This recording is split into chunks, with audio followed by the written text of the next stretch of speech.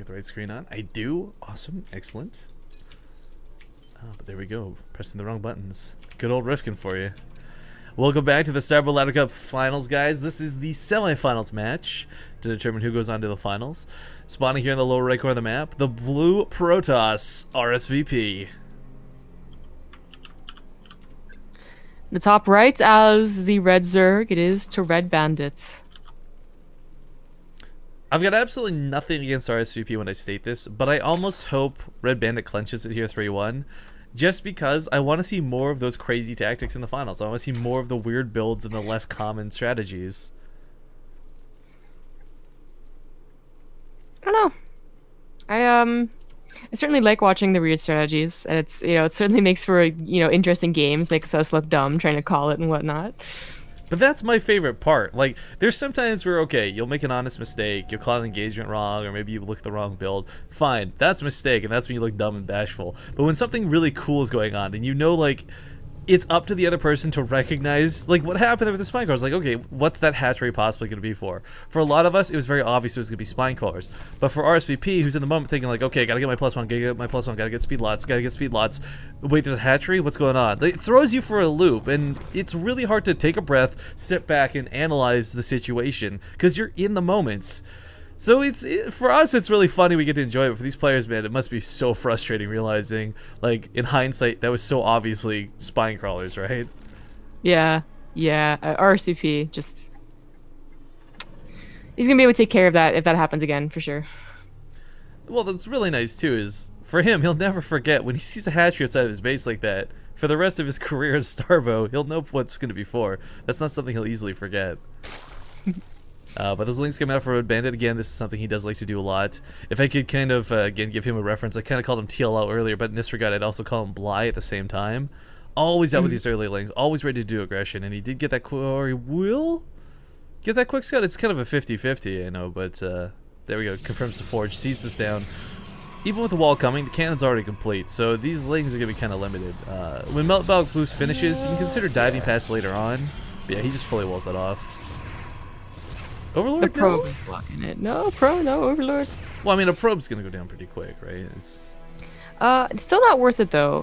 Already you're pretty much only get 4 lings in there, and if the probe is blocking it to kill it, you only get maybe 2, maybe not even. That's true, yes. That does seem like a really wide choke, though. I mean, is that really a full wall off with the probe on hold position? I mean, the whole pylon fits in there. Yeah, no, he had a pylon and then a probe too, like to actually stop those lings from rushing in. Alright, well, disengages for the moment. No, he can't do too much. I kind of wish he would have left a ling outside the base, but I guess that's the advantage of having the Overlord on that high ground. He does get kind of clear view of what's going on inside the natural.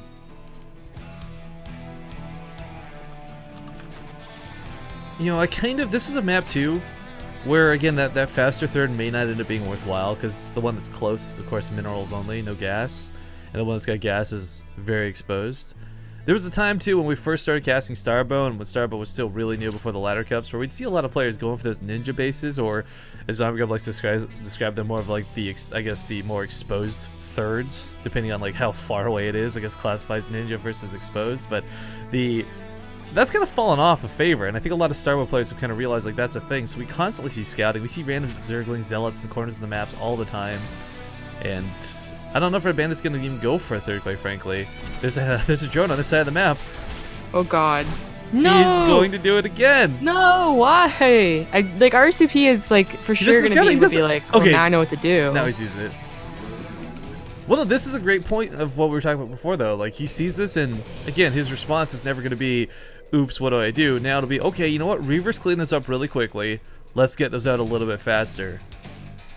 You know what actually be sick? If this was a fake and there's like a hydro bus coming behind it, though. Ooh, how dirty would that be? Pretty dirty.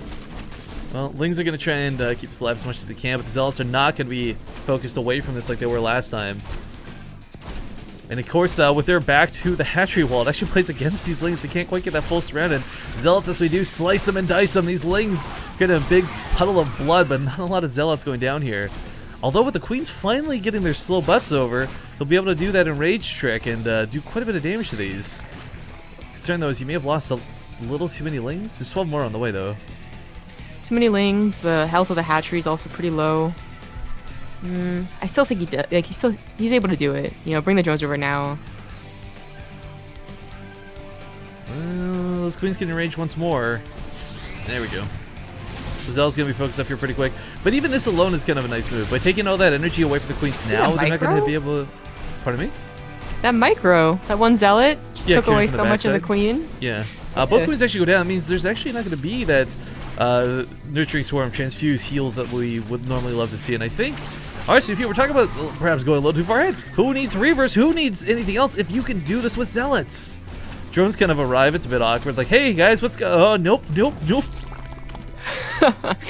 That is sometimes, especially with weird tactics, sometimes the best way to defeat them is to be brave enough to just defeat them before they're really up, you know? Last time he was a little cautious, like the zealots didn't really want to try, and the spine colors got up, the lings were there, and all that happened. This time he was like, no, I'm pretty sure I can take this.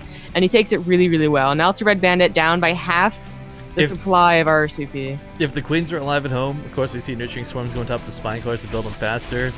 These zerglings are in very bad hold position. I don't know what that was about. But Zell's coming in here. We'll see if the spine colors will be enough to hold the lines. Queens were never remade or anything like that, so unfortunately it's just zerglings, and looks like it's not quite going to cut in. RSVP will give us that game number 5 we were all looking forward to. Red Bandit's got to do some other type of tactic, man. I really disagree with doing this a second time, just in general. I think if he had done this a second time, but either A, did the hatchery much further away, or B, saved it for like game 5 instead of game 4.